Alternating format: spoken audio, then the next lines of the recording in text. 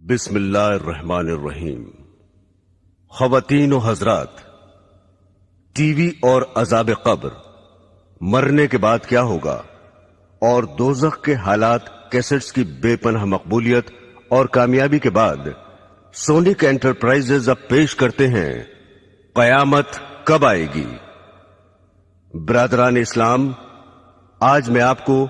رسول کریم حضرت محمد مصطفیٰ صلی اللہ علیہ وسلم کے ارشادات اور پیشن گوئیوں کی روشنی میں قرب قیامت کی چند نشانیوں کے بارے میں گفتگو کرنے جا رہا ہوں، جن میں سے بعض پوری ہو چکی ہیں، کچھ پوری ہو رہی ہیں اور بعض آئندہ پوری ہوں گی۔ حضرت علی رضی اللہ تعالی عنہ فرماتے ہیں کہ رسول خدا صلی اللہ علیہ وسلم نے فرمایا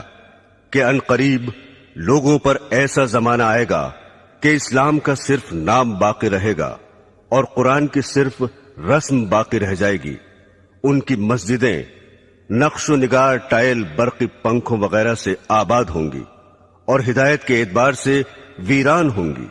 ان کے علماء آسمان کے نیچے رہنے والوں میں سب سے زیادہ برے ہوں گے۔ ان علماء سے فتنے پیدا ہوں گے اور پھر ان میں واپس آ جائیں گے۔ اسلام کا صرف نام باقی رہے گا، یعنی اسلامی چیزوں کے نام ہی لوگوں میں رہ جائیں گے اور ان کی حقیقت باقی نہ رہے گی، جیسا کہ آج کل نماز، روزہ، زکوٰۃ، حج وغیرہ کے بس نام ہی باقی ہیں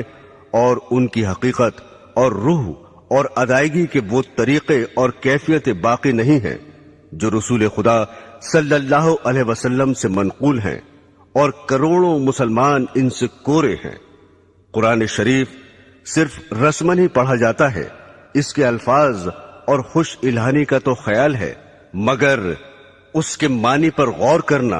اور اس کی منع کی ہوئی چیزوں سے بچنا تو مسلمان کے تصور میں بھی نہیں رہا۔ مسجدیں زیب و زینت سے خوب آراستہ ہیں، دلکش فرش، قیمتی غالیچے، دیدہ زیب فانوس، عمدہ عمدہ ہنڈے اور آرام و راحت کی چیزیں مسجدوں میں موجود ہیں، مگر ہدایت سے خالی ہیں۔ مسجدوں میں دنیا کی باتیں، تانے، غیبتیں بے دھڑک ہوتی ہیں اور امام و مؤذن تو مسجدوں کو گھر ہی سمجھتے ہیں۔ علماء کے بارے میں جو یہ ارشاد فرمایا کہ علماء سے فتنہ نکلے گا اور ان میں واپس آ جائے گا، اس کا مطلب یہ ہے کہ علماء بگڑ جائیں گے اور رشد و ہدایت کی راہ چھوڑ دیں گے تو عالم میں فساد ہوگا، اور پھر اس کی زد میں علماء بھی آ جائیں گے۔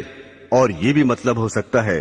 کہ علماء دنیا داروں اور ظالموں کی مدد کریں گے اور پیسے اینٹھنے کے لیے دنیا کی مرضی کے موافق مسئلے بتائیں گے، اور پھر دنیا دار ہی ان کا مزاج ٹھکانے لگا دیں گے۔ حضرات گرامی، دوسرے انسانوں کی طرح آج کل کے علماء بھی فکر آخرت سے خالی ہو گئے ہیں اور اس فانی زندگی کو اپنے علم کا مقصد بنا رکھا ہے۔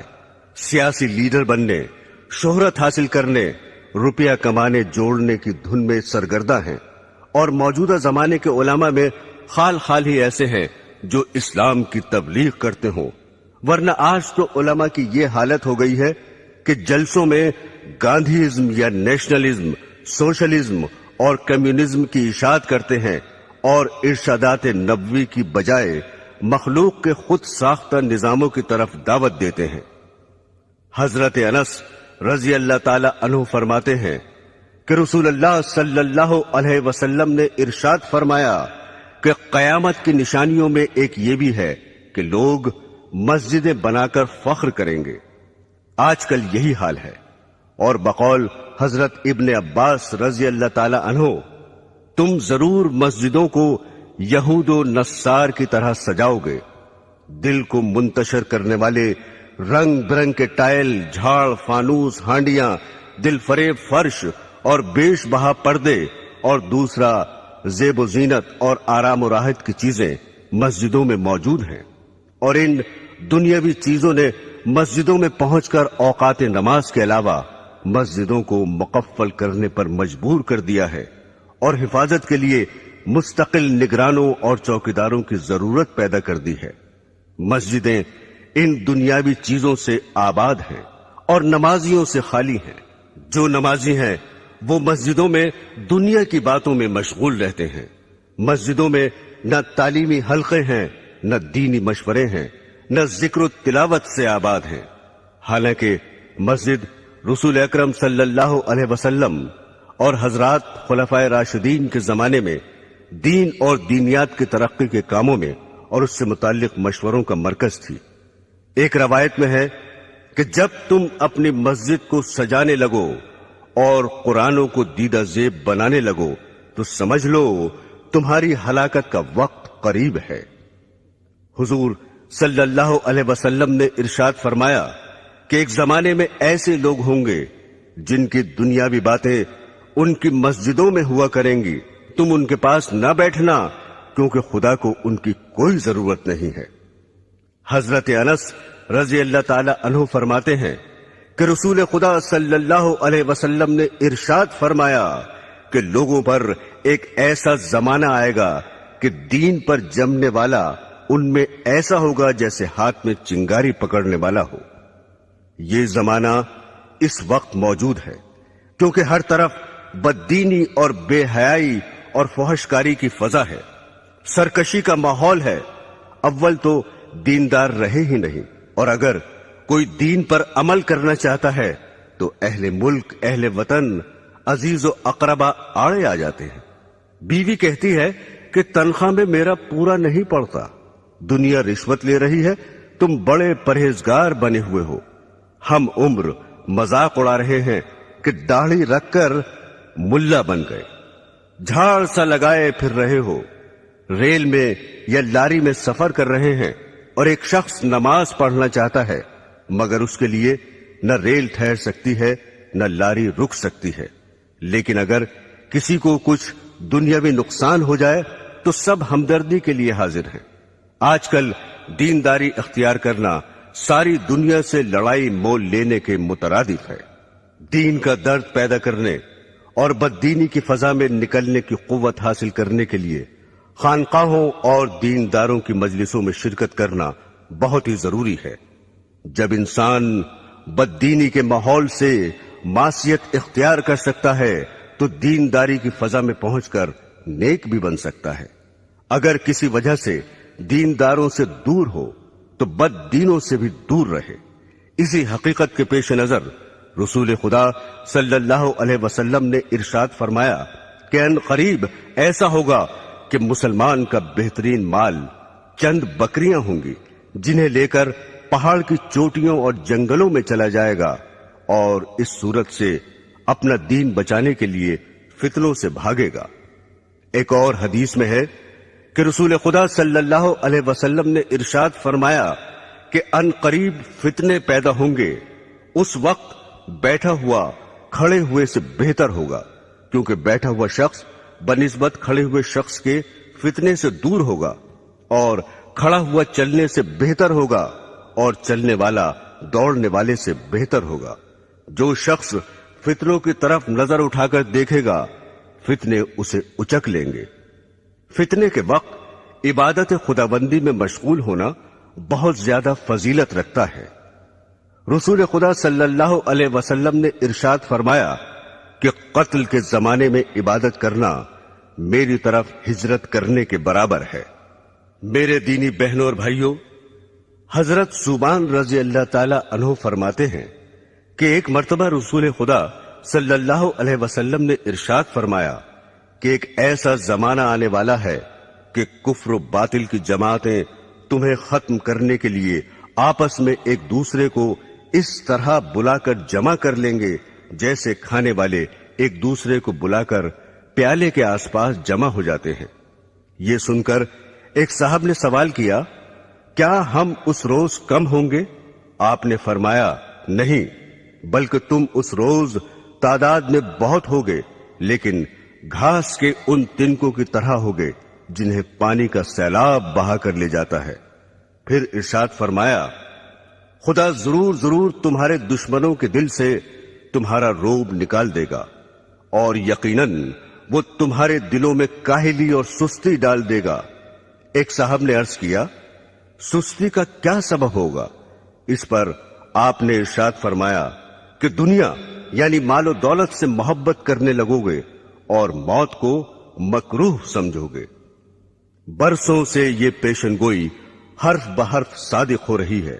اور مسلمان آج اپنی اس حالت زار کو اپنی آنکھوں سے دیکھ رہے ہیں کہ کوئی قوم انہیں نہ عزت و وقت کی نگاہ سے دیکھتی ہے، نہ دنیا میں ان کا رہنا گوارا کرتی ہے۔ ایک وہ بھی زمانہ تھا کہ دوسری قومیں اپنے اوپر مسلمانوں کو حکمراں دیکھنا چاہتی تھیں۔ ایک دور یہ ہے کہ غیر مسلم اقوام مسلمان کو اپنی قلم رو میں رکھنا بھی پسند نہیں کرتی۔ تمام دنیا کے مسلمان ایک ہی وقت میں ایک دم ختم ہو جائیں، یہ تو ہرگز کبھی نہیں ہوگا، جیسا کہ پہلے پیشن گوئی گزر چکی ہے۔ البتہ ایسے واقعات گزر چکے ہیں کہ کسی ملک میں جہاں مسلمان خود حکمراں تھے، انقلاب کے بعد وہ وہاں سے جان بچا کر بھی نہ جا سکے۔ اسپین اس کی زندہ اور مشہور مثال ہے۔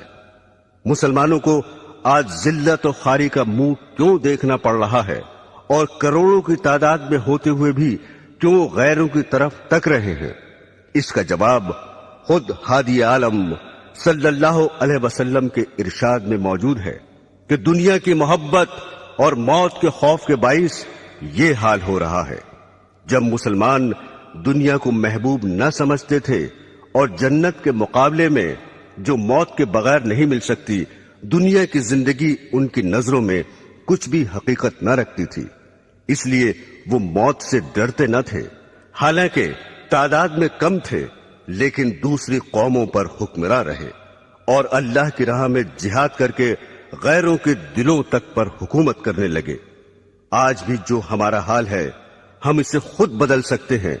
بشرطے کہ پچھلے مسلمانوں کی طرح دنیا کو ذلیل اور موت کو عزیز از جان سمجھنے لگے، ورنہ ذلت اور بڑھتی ہی رہے گی۔ حضرات گرامی، حضرت ابو ہریرہ رضی اللہ تعالی عنہ فرماتے ہیں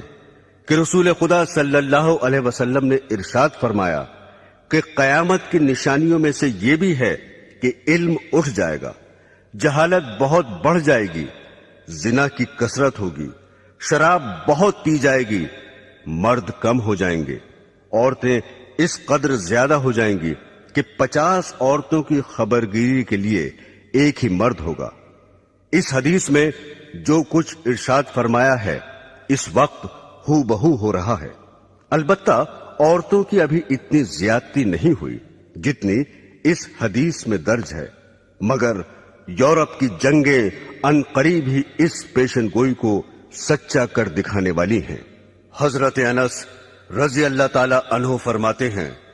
کہ رسول خدا صلی اللہ علیہ وسلم نے ارشاد فرمایا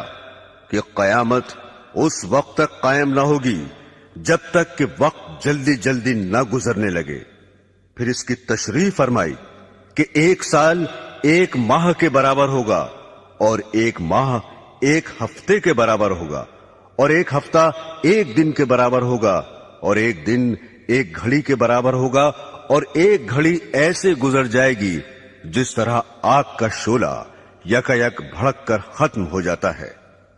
برادران اسلام، قرب قیامت کی نشانیوں میں سے یہ بھی ہے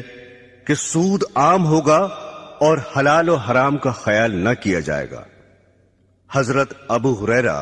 رضی اللہ تعالی عنہ فرماتے ہیں کہ رسول خدا صلی اللہ علیہ وسلم نے ارشاد فرمایا کہ لوگوں پر ایک ایسا زمانہ آئے گا کہ انسان یہ پرواہ نہ کرے گا کہ اس نے حلال حاصل کیا یا حرام لیا۔ بعض لوگ کہہ دیتے ہیں آج کل حلال تو ملتا ہی نہیں، لیکن یہ سمجھنا کہ حلال آج کل ملتا ہی نہیں نفس کا دھوکہ ہے، چونکہ حلال کا دھیان رکھنے کی وجہ سے انسان قیود و حدود میں بندھ جاتا ہے، اور بقول حضرت سفیان ثوری رحمت اللہ علیہ حلال میں فضول خرچی کی گنجائش نہیں ہوتی اور عیش و مستی کی زندگی گزارنے کا موقع نہیں ملتا، اس لیے نفس یہ تعویل سمجھاتا ہے کہ آج کل حلال تو ملتا ہی نہیں، لہذا حرام حلال کا خیال فضول ہے۔ لیکن جن بندوں کے دل میں خدا کا خوف ہے اور جنہوں نے سرور عالم صلی اللہ علیہ وسلم کا فرمان کہ جنت میں وہ گوشت داخل نہ ہوگا جو حرام سے بڑھا ہو، جو گوشت حرام سے بڑھا ہو دوزخ اس کی زیادہ مستحق ہوگی۔ اگرچہ حلال ان کو زیادہ نہیں ملتا اور حلال طلب کرنے والوں کی بسا اوقات دنیاوی ضرورتیں بھی رکی رہتی ہیں، لیکن آخرت کے بے پناہ عذاب سے بچنے کے لیے دنیا کی جلد ہی ختم ہو جانے والی تکلیفوں کا برداشت کرنا ہر عقل مند کے لیے ضروری اور لازمی ہے۔ یہاں یہ بات بھی قابل غور ہے کہ حلال ملنے کی دقت بھی تو خود ہماری ہی پیدا کرتا ہے۔ اگر تقوی اور پرہیزگاری کی طرف لوگوں کا رخ ہو جائے اور سب حلال کمانے کی فکر کریں تو جو مشکلات آج پیدا ہو رہی ہیں وہ کسب حال میں ہرگز پیش نہ آئیں، مگر حال یہ ہے کہ جو دیندار اور پرہیزگار سمجھے جاتے ہیں، برس ہا برس کے نمازی ہیں، وہ بھی کمانے کے سلسلے میں مفتی صاحب کی خدمت میں یہ معلوم کرنے کے لیے نہیں پہنچتے کہ میں یہ تجارت کرنا چاہتا ہوں یا فلاں محکمے میں مجھے ملازمت مل رہی ہے، یہ جائز ہے یا ناجائز، حالانکہ شریعت میں ہر محکمے اور ہر معاملے کے احکام موجود ہیں۔ حضرت موسیٰ علیہ السلام کی شریعت کے ساتھ یہود کا یہی معاملہ تھا کہ بعض پر عمل کرتے اور بعض کو پس پشت ڈال رکھا تھا۔ اس حقیقت کو خداوند قدوس نے یوں ارشاد فرمایا ہے، کیا خدا کی کتاب کے ایک حصے پر تمہارا ایمان ہے اور تم اسی کتاب کے کچھ حصوں کا انکار کرتے ہو؟ رسول اللہ صلی اللہ علیہ وسلم نے ارشاد فرمایا کہ لوگوں پر ضرور ایک ایسا دور آئے گا کہ کوئی شخص ایسا باقی نہ رہے جو سود کھانے والا نہ ہو، اور اگر سود بھی نہ کھائے گا تو اسے سود کا دھواں اور بعض روایات میں غبار پہنچ جائے گا۔ یہ پیشن گوئی بھی اس وقت صادق آ رہی ہے۔ بینکوں سے تعلق رکھنے والوں اور بینک کے ذریعے کاروبار چلانے والوں کو اور پھر ان سے شرکت یا ملازمت کے ذریعے روپیہ حاصل کرنے والوں کو شمار کر لو، پھر دیکھو کہ سود سے یا اس کے اثر سے کون بچ رہا ہے۔ برادران اسلام، حضرت ابو ہریرہ رضی اللہ تعالی عنہ فرماتے ہیں کہ رسول خدا صلی اللہ علیہ وسلم نے خدا کی قسم کھا کر ارشاد فرمایا کہ اس وقت تک دنیا ختم نہ ہوگی جب تک لوگوں پر ایسا دن نہ آ جائے گا کہ قاتل کو یہ علم نہ ہوگا کہ میں نے کیوں قتل کیا، اور مقتول یہ نہ جانے گا کہ میں کیوں قتل ہوا۔ کسی نے عرض کیا، ایسا کیوں ہوگا؟ ارشاد فرمایا، فتنوں کی وجہ سے قتل بہت ہی زیادہ ہوگا۔ پھر ارشاد فرمایا، ان فتنوں میں قتل کرنے والا اور قتل ہونے والا دونوں جہنم میں داخل ہوں گے۔ حضرات گرامی، قاتل کا دوزخی ہونا تو ظاہر ہے کہ اس نے ناحق دوسرے کا خون کیا، اور مقتول کے دوزخی ہونے کی وجہ دوسری حدیث میں یہ آئی ہے کہ چونکہ وہ بھی دوسرے کو قتل کرنے کی فکر میں لگا ہوا تھا اس لیے وہ بھی دوزخی ہوگا۔ میرے عزیزوں، آج کل جس قدر قتل واقع ہو رہے ہیں عموماً ان کی وجہ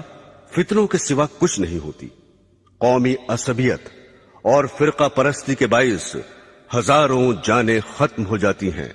اور قاتل کو مقتول کی خبر نہیں ہوتی، نہ مقتول کو قاتل کا پتہ چلتا ہے۔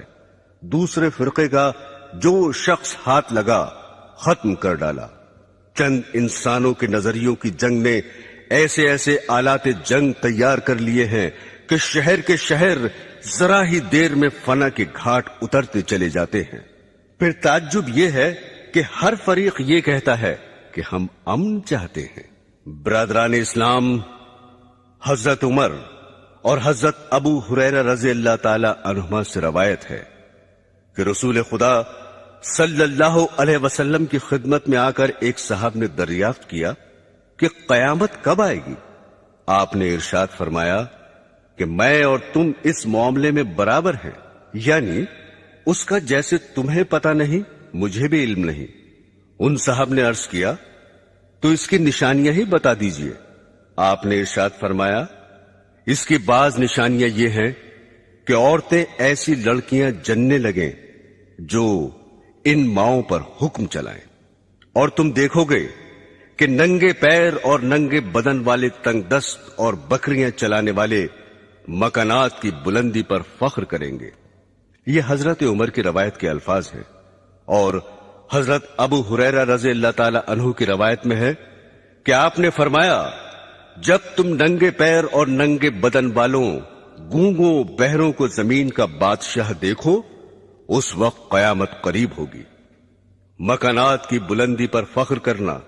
اور ایسی اولاد کا پیدا ہو جانا جو والدین پر حکم چلائے، اس دور میں ہو بہو موجود ہے. جو اہل ثروت اور سرمایہ دار ہیں وہ تو بڑی بڑی بلڈنگیں بناتے ہیں ہی، مگر جن کے پاس کھانے پہننے کو بھی نہیں، وہ بھی پیٹ کاٹ کاٹ کر اور قرض لے لے کر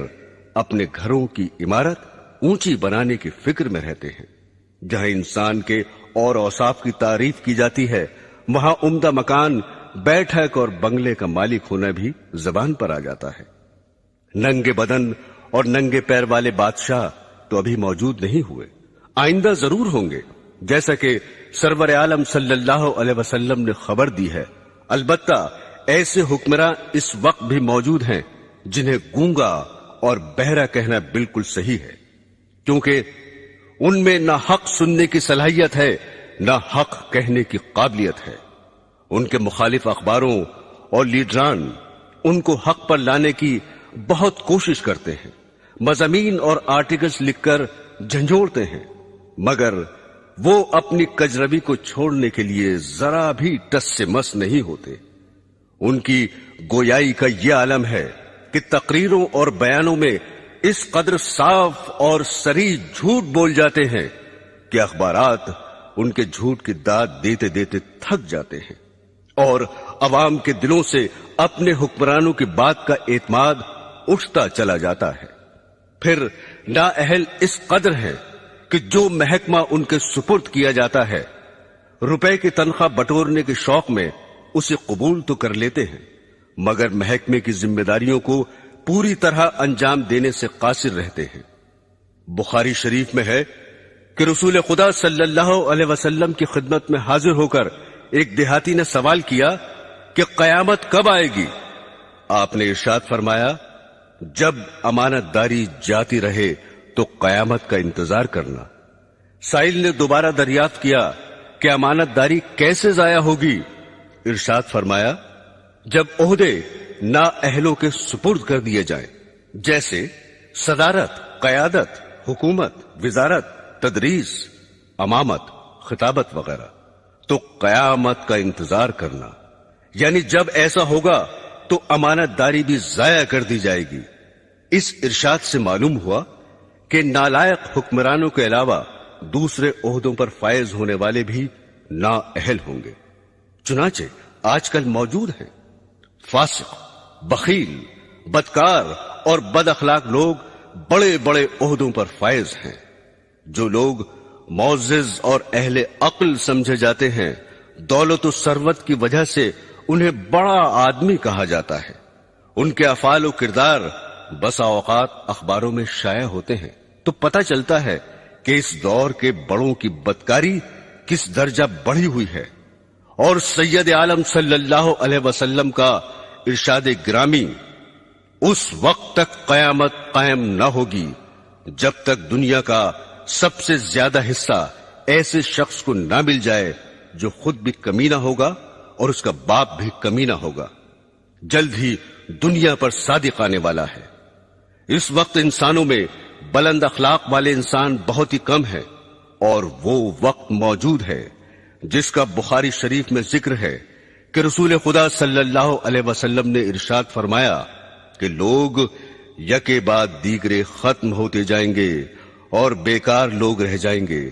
جیسے ردی، جو یا کھجور کا کوڑا رہ جاتا ہے. خدا ان کی ذرا پرواہ نہ کرے گا. فرمایا نبی کریم صلی اللہ علیہ وسلم نے کہ میرے رب نے مجھے تمام جہانوں کے لیے رحمت اور ہادی بنا کر بھیجا ہے، اور مجھے حکم دیا ہے کہ گانے بجانے کا سامان اور بت اور صلیب اور جاہلیت کی چیزوں کو مٹا دو. حضرات گرامی، آج کل گانا بجانا زندگی کا اہم جزو بنا ہوا ہے، اور ازدواجی زندگی کا معیار بھی اس قدر بدل گیا کہ شوہر و بیوی کے انتخاب کے لیے دیندار اور خدا ترس ہونا نہیں دیکھا جاتا، بلکہ مرد نازنین رقاصہ ڈھونڈتا ہے اور بیوی کو ہیرو درکار ہوتا ہے۔ مال و زر کی ہوس میں شریف زادیاں خاندانی عزت کو خاک میں ملا کر سٹیج پر آ رہی ہیں۔ کمپنی کے ایجنٹ اور دلال بہلا پھسلا کر انہیں تباہ و برباد کرتے ہیں۔ ایک ایکٹریس اپنے حسن کے جنون میں ہر وہ حرکت کر گزرتی ہے جو نہیں کرنی چاہیے۔ جب پوسٹروں اور اخباروں میں اس کا تعارف کرایا جاتا ہے اور اس کے رقص کی تعریف کی جاتی ہے تو اس کا دل اور بڑھتا ہے اور بے حیائی کے اور زیادہ مراتب طے کرتی چلی جاتی ہے۔ ضرورت زمانہ کو دیکھ کر اب تو بعض اسکولوں میں بھی رقص کی باقاعدہ تعلیم دی جا رہی ہے۔ ریڈیو گھر گھر اچھی باتیں اور عمدہ اخلاق کی تعلیمات پہنچانے کا بہترین ذریعہ ہے، مگر اس میں بھی اچھی تقریریں کبھی کبھی ہوتی ہیں اور گانے ہر وقت ہوتے رہتے ہیں۔ افسوس کہ اس دور کے ذمہ دار انسان بھی اصلاحی پروگراموں کو لے کر آگے نہیں بڑھتے، اور مزید تعجب یہ ہے کہ جو اسلامی اسٹیٹ کہلاتی ہیں وہاں بھی گانے بجانے، عیش و آرام کے آلات، تھیٹر اور سنیما پر کوئی پابندی نہیں ہے۔ حضرت ابو ہریرہ رضی اللہ تعالی عنہ فرماتے ہیں کہ رسول خدا صلی اللہ علیہ وسلم نے ارشاد فرمایا کہ دوستیوں کے دو گروہ پیدا ہونے والے ہیں جنہیں میں نے نہیں دیکھا کیونکہ وہ ابھی پیدا نہیں ہوئے۔ پھر اس کی تشریح کرتے ہوئے فرمایا کہ ایک گروہ تو ایسا پیدا ہوگا جو بیلوں کی دموں کی طرح لمبے لمبے کوڑے لیے پھریں گے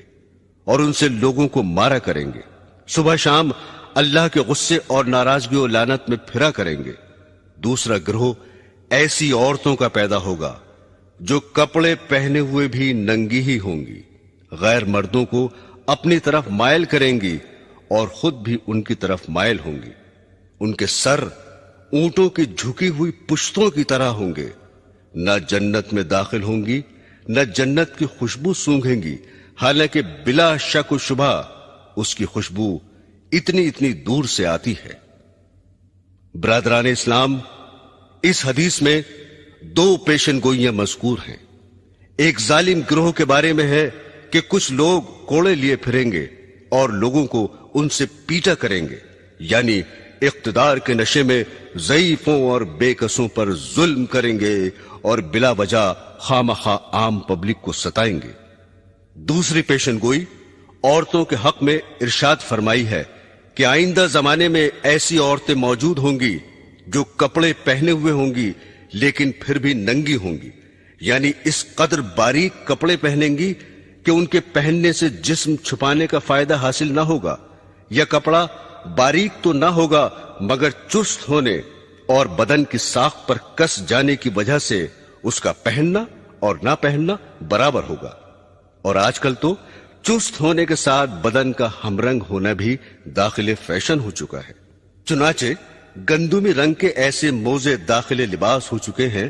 جن کا پیر سے اوپر کا حصہ پنڈلی پر کھال کی طرح چپکا ہوا ہوتا ہے۔ بدن پر کپڑا ہونے اور اس کے باوجود بھی ننگا ہونے کی ایک صورت یہ بھی ہے کہ بدن پر صرف تھوڑا سا کپڑا ہو اور بدن کا بیشتر حصہ اور خصوصاً وہ اعضاء کھلے رہیں جن کو باحیا عورتیں غیر مردوں سے چھپایا کرتی ہیں، جیسا کہ یورپ اور ایشیا کے بعض شہروں میں ایسا لباس پہننے کا رواج ہے کہ صرف گھٹنوں تک قمیض ہوتی ہے، آستینیں موڑھے سے صرف 2-4 انچ ہی بڑی ہوتی ہیں، پنڈلیاں بالکل ننگی ہوتی ہیں اور سر بھی دوپٹے سے خالی ہوتا ہے۔ پھر فرمایا کہ یہ عورتیں مردوں کو اپنی طرف مائل کریں گی اور خود ان کی طرف مائل ہوں گی، یعنی ننگا ہونے کا رواج مفلسی کی وجہ سے نہ ہوگا بلکہ ان کی نیت مردوں کو بدن دکھانا اور ان کا دل لبھانا مقصود ہوگا، اور لبھانے کا دوسرا طریقہ یہ اختیار کریں گی کہ اپنے سروں کو جو دوپٹوں سے خالی ہوں گے مٹکا کر چلیں گی، جس طرح اونٹ کی پشت کا بالائی حصہ تیز رفتار کے وقت زمین کی جانب جھکا رہتا ہے۔ اونٹ کی پشت سے تشبیہ دینے سے یہ بھی بتایا کہ بال پھلا پھلا کر اپنے سروں کو موٹا کریں گی۔ پھر فرمایا کہ ایسی عورتیں جنت میں داخل نہ ہوں گی بلکہ اس کی خوشبو تک نہ سونگھیں گی۔ شریعت اسلامیہ نے زناکاری سے بھی روکا ہے اور ایسی چیزوں سے بھی روکا ہے جو زنا کی طرف بلانے والی ہیں، حتیٰ کہ اس کو بھی زنا فرمایا ہے کہ کوئی عورت تیز خوشبو لگا کر مردوں پر اس لیے گزرے کہ مرد اس کی خوشبو سونگھ لیں۔ برادران اسلام، کسی حادثے اور واقعے کا قیامت کی علامتوں میں سے ہونے کا یہ مطلب نہیں کہ قیامت کے بالکل ہی قریب ہو، بلکہ مطلب یہ ہے کہ قیامت سے پہلے اس کا وجود میں آ جانا ضروری ہے۔ اس لیے حضرت صلی اللہ علیہ وسلم نے بہت سے حوادث و واقعات کے بارے میں یہ فرمایا کہ قیامت اس وقت تک قائم نہ ہوگی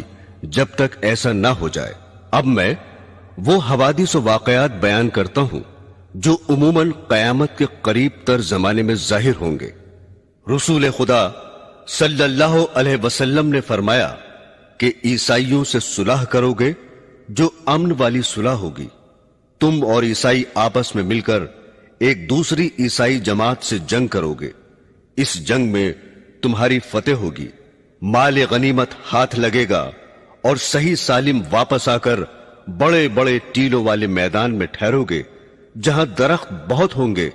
بیٹھے بٹھائے ایک عیسائی صلیب کو ہاتھ میں اٹھائے گا اور کہے گا کہ صلیب کی برکت سے فتح ہوئی۔ یہ سن کر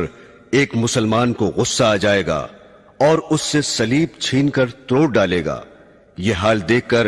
عیسائی صلح کو توڑ دیں گے اور مسلمانوں سے جنگ کرنے کے لیے جمع ہو جائیں گے۔ مسلمان بھی اپنے ہتھیار لے دوڑیں گے اور عیسائیوں سے جنگ کریں گے۔ اس جنگ میں مسلمانوں کا بادشاہ شہید ہو جائے گا اور دوسرے ملکوں کی طرح ملک شام میں بھی عیسائیوں کی حکومت ہو جائے گی، اور جس عیسائی جماعت سے مسلمانوں کے ساتھ مل کر پہلے جنگ کی تھی اس سے اب یہ عیسائی صلح کر لیں گے۔ اس جنگ میں جو مسلمان بچیں گے وہ مدینے میں چلے جائیں گے اور خیبر کے قریب تک عیسائیوں کی حکومت ہو جائے گی۔ حضرات گرامی، جب مسلمان ہر طرف سے گھر جائیں گے اور ان کی حکومت صرف مدینہ منورہ سے خیبر تک رہ جائے گی تو وہ حضرت امام مہدی علیہ السلام کی تلاش میں لگ جائیں گے۔ حضرت امام مہدی علیہ السلام اس وقت مدینے میں ہوں گے اور امامت کا بار اٹھانے سے بچنے کے لیے مکہ مکرمہ چلے جائیں گے۔ مکہ کے بعض باشندے انہیں پہچان لیں گے اور ان کے پاس آ کر مکان سے انہیں باہر لائیں گے اور ان سے زبردستی بیعت یعنی خلافت کر لیں گے، حالانکہ وہ دل سے نہ چاہتے ہوں گے۔ یہ بیعت مقام ابراہیم اور حجر اسود کے درمیان ہوگی۔ غالباً حضرت امام کو طواف کرتے ہوئے بیعت پر مجبور کیا جائے گا۔ جب حضرت امام مہدی علیہ السلام کی خلافت کی خبر مشہور ہوگی تو ملک شام سے ایک لشکر آپ سے جنگ کرنے کے لیے چلے گا اور آپ کے لشکر تک پہنچنے سے پہلے ہی مقام بیدا میں جو مکہ اور مدینہ کے درمیان ہے زمین میں دھنسا دیا جائے گا۔ اس واقعے کی خبر سن کر شام کے ابدال اور عراق کے پرہیزگار لوگ آپ کی خدمت میں پہنچ جائیں گے۔ آپ کے مقابلے کے لیے ایک قریشی نسل شخص قبیلہ بنی کلب کے مردوں کا ایک لشکر بھیجے گا۔ قبیلہ بنی کلب میں اس شخص کی ننیحال ہوگی۔ اس قبیلے سے حضرت مہدی علیہ السلام کا لشکر جنگ کرے گا اور غالب رہے گا۔ حضرت امام مہدی علیہ السلام کے ظہور کے بارے میں رسول اللہ صلی اللہ علیہ وسلم نے فرمایا کہ اس امت پر ایک زبردست مصیبت آئے گی اور انسان ظلم سے بچنے کے لیے کوئی پناہ کی جگہ نہ پائے گا۔ اس وقت خدا میری نسل اور میرے خاندان میں سے ایک شخص پیدا فرمائے گا اور اس کے ذریعے زمین کو عدل اور انصاف سے بھر دے گا، جس طرح کہ وہ اس سے پہلے ظلم اور زیادتی سے بھری ہوئی ہوگی، یعنی ان سے پہلے لوگوں میں عدل و انصاف نام کو نہ ہوگا، ہر جگہ ظلم ہی ظلم چھایا ہوگا، اور ان کے آنے پر ساری دنیا انصاف سے بھر جائے گی۔ پھر فرمایا کہ ان کے عدل سے آسمان والے اور زمین والے سب راضی ہوں گے اور اس زمانے کی نیکیوں اور عدل و انصاف کا یہ نتیجہ ہوگا کہ آسمان ذرا سا پانی بھی برسائے بغیر نہ چھوڑے گا اور خوب موسلادھار بارشیں ہوں گی. زمین بھی اپنے اندر سے تمام پھل پھول غلے اور ترکاریاں اگا دے گی، حتیٰ کہ اس قدر ارزانی اور غذاؤں کی بہتات ہوگی کہ زندہ لوگ مردوں کی تمنا کرنے لگیں گے کہ کاش ہمارے دوست احباب عزیز اور اقربا بھی زندہ ہو جاتے تو اس عیش اور خوشی کے زمانے کو دیکھ لیتے. حضرت امام مہدی علیہ السلام کے زمانے میں مال اس قدر کثیر ہوگا کہ ان سے اگر کوئی مال طلب کرے گا تو لپ بھر بھر کر